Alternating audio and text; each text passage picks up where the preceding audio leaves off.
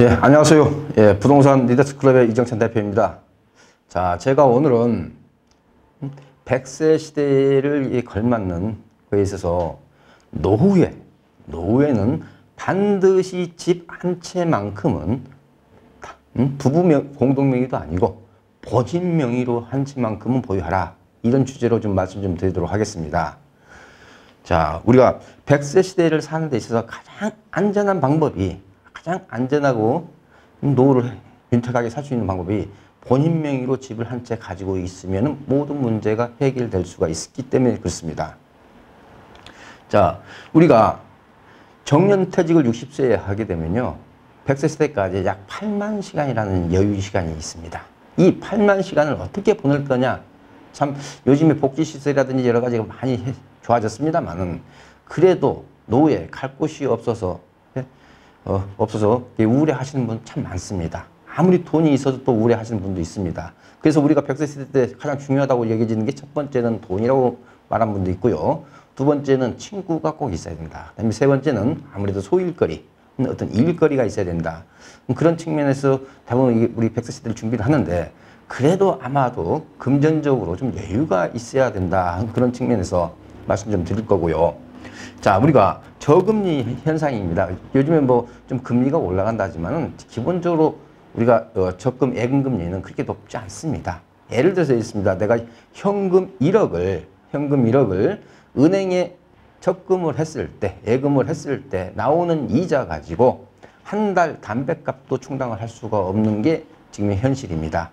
자, 우리가 과거에는 어떻게 1억이란 돈을 넣어가지고 은행에서 나오는 이자 가지고 담뱃값도 못 하느냐 이렇게 할 수 있지만 이게 바로 지금 우리가 닥친 이런 현실이고 이런 저금리 현상은 앞으로 지속될 수밖에 없습니다.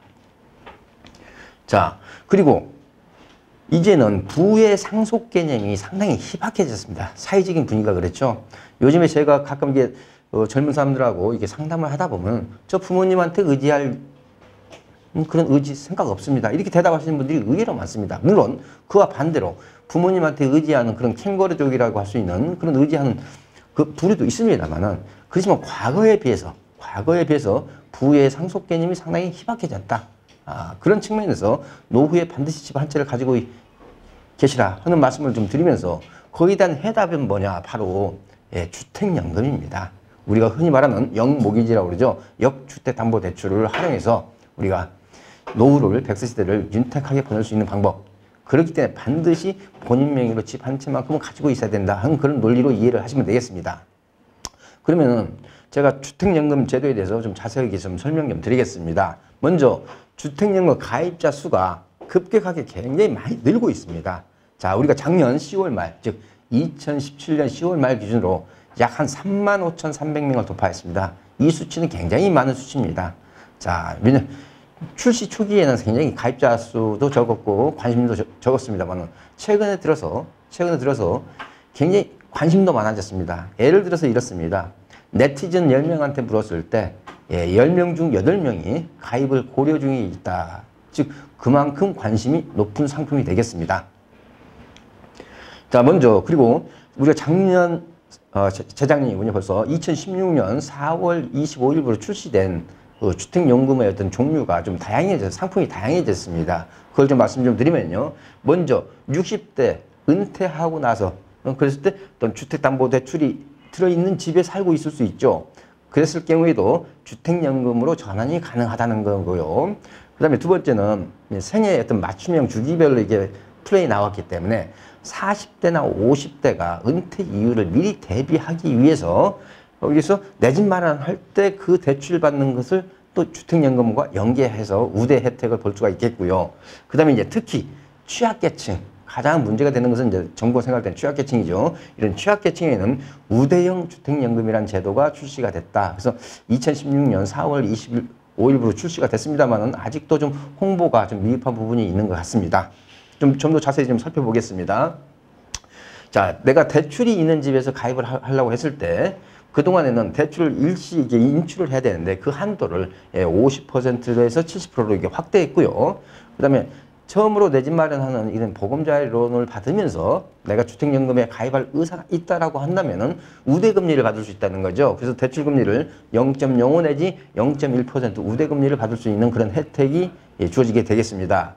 그리고 우대형, 아까 말씀드렸죠. 취약계층이죠. 취약계층의 어떤 우대형 가입 요건은 주택의 평균 가격이 약 한 2억 5천만 원 이하의 소유자가 해당될 수 있겠고요. 그 다음에 소득 수준이 2분위 이하, 즉 한 연간 연소득이 한 2,350만 원 이하 그런 노령층이 이제 해당이 되겠습니다. 그렇기 때문에 우리가 2016년 4월 25일부로 이런 주택연금의 상품도 다양화됐다 하는 것도 우리가 참고로 알아두시고요. 자, 우리가 주택연금 제도를 다시 한번 좀 말씀 좀 드리겠습니다. 기본적으로는 만 60세 이상의 주택 소유자가 거주 중인 주택입니다. 여기 보죠.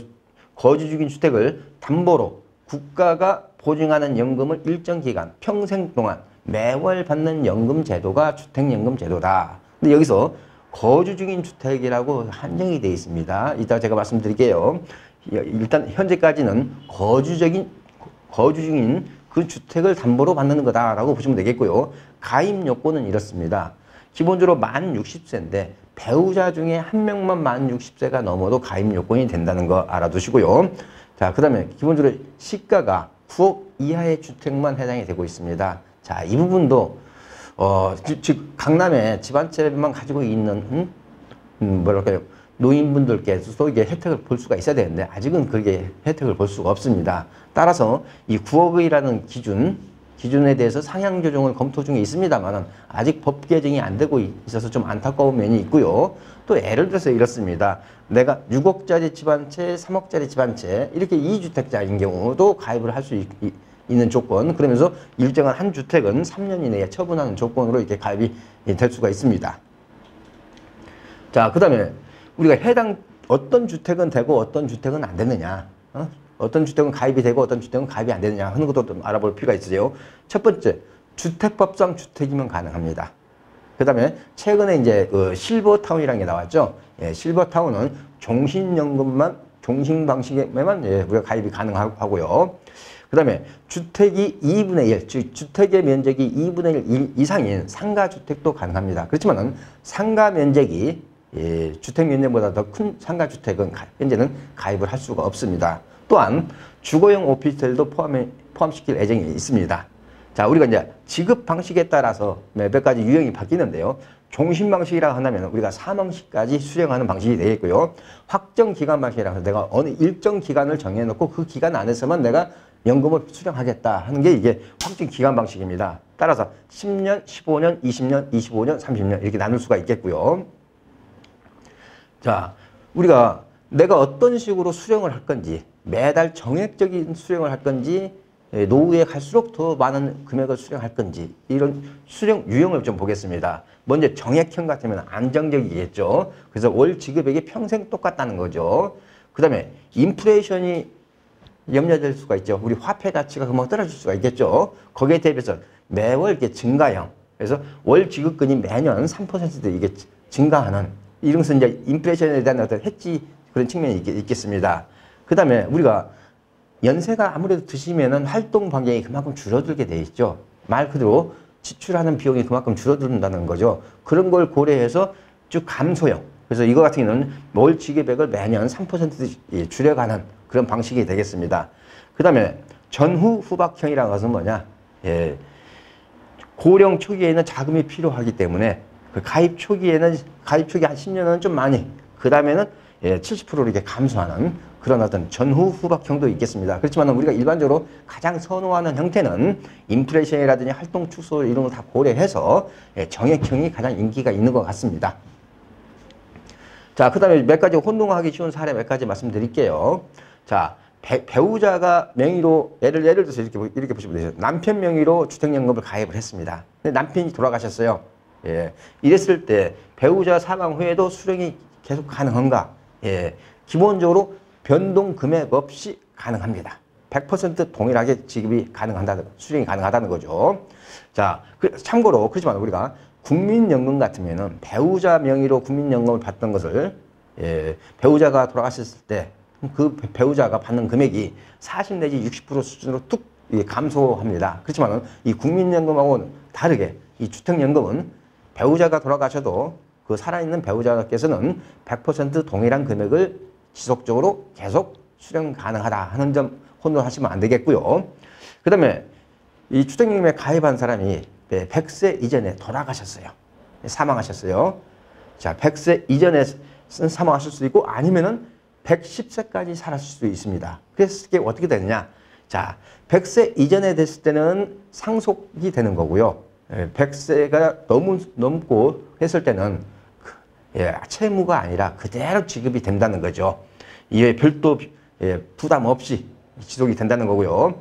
그 다음에 내가 지금 현재 주택연금에 가입을 했을 때는 시세가 6억이었는데 주택경기가 안 좋다 보니까 5억이 됐다. 이랬을 경우에 연금 수령 금액이 혹시 축소되는 건 아니냐라고 이렇게 염려하시는 분이 있어요. 그럴 일 없습니다. 똑같이 지급을 합니다. 똑같이 지급을 해요. 왜냐하면은 그렇게 손실이 발생됐을 때는 우리가 기본적으로 주택금융공사의 부실채권으로 처리가 되기 때문에 그 부분도 염려하실 필요가 없다는 점 강조드리고요. 자, 그 다음에 이게 주택연금에 가입하면은 어떤 세금적인 절세 효과가 있느냐 하는 것도 좀 따져보면요. 현재까지는 주택가격이 5억까지일 때 재산세를 25% 감면하는 이런 절세 효과를 누릴 수가 있습니다. 자, 그 다음에 재개발, 재건축으로 인해서 내가 가입한 주택이 멸실이 됐다라고 이렇게 했을 때 이때는 이사를 가야 되겠죠. 기본적으로 계약은 자동으로 해제가 됩니다만 내가 이사 가는 주택으로 계약을 변경 가능하다는 점 참고로 알아두시고요. 자, 내가 이렇게 주택연금을 받게 되면은 기초노령연금이라고 하는 거 있지 않습니까? 그걸 또 혹시 수령하지 못하냐라고 이렇게 생각하실 수 있어요. 자, 그 부분도 걱정하실 필요 없습니다. 기초노령연금 받으실 수 있습니다. 왜냐하면 기본적으로 주택연금이라는 성격은 부채로 내가 담보로 제공하고 받는 거기 때문에 기본적으로 부채로 인식된다는 점이 차이점이 있겠죠. 그렇기 때문에 기초노령연금 받는데 전혀 지장 없다 하는 거 참고로 알아두셨으면 좋겠습니다. 자, 그리고 제가 아까 거주 중인 주택에 한해서만 주택연금 가입이 가능하다고 그랬어요. 그렇지만은 2018년 하반기부터는 거주 중인 주택이 아닐지라도 내가 임대 주고 아드님 집에 들어가서 사실 수도 있다는 거죠. 그래서 임대를 주고도 주택연금 가입이 가능하게끔 제도가 개선된다는 점, 우리가 부모님을 봉양하는 그런 측면도 있겠고요. 또한 그렇게 올 임대료도 받고 또 연금도 받고 해서 노후를 더 윤택하게 보내라는 그런 취지도 있겠습니다. 자, 그리고 예를 들어서요. 내가 지금 현재 7억짜리를 가지고 만 70세에 가입을 한다면은 매달 정액경우라 했을 때 100세까지 매월 214만 원의 주택연금을 수령할 수가 있는 제도입니다. 따라서 제가 오늘 강조드리는 포인트, 노후에 집 한 채는 반드시 본인 명의로 소유하라. 왜냐? 최악의 경우에 주택연금 가입을 하게 되면 100세 시대를 살아가는 데 있어서 최소한 돈에 대한 걱정은 없다. 자, 우리가 노후를 살아가시는 데 있어서 돈에 대한 걱정 하나 정도는 덜어놓고 노후 준비를 하시는 것도 굉장히 현명한 방법이라 생각돼서 제가 오늘은 노후에 집 한 채는 반드시 본인 명의로 한 채는 소유하시라. 그 해답은 주택연금 가입이라는 제도가 있기 때문이다 하는 점 강조드리면서요. 오늘은 제가 강연 여기까지 마치도록 하겠습니다.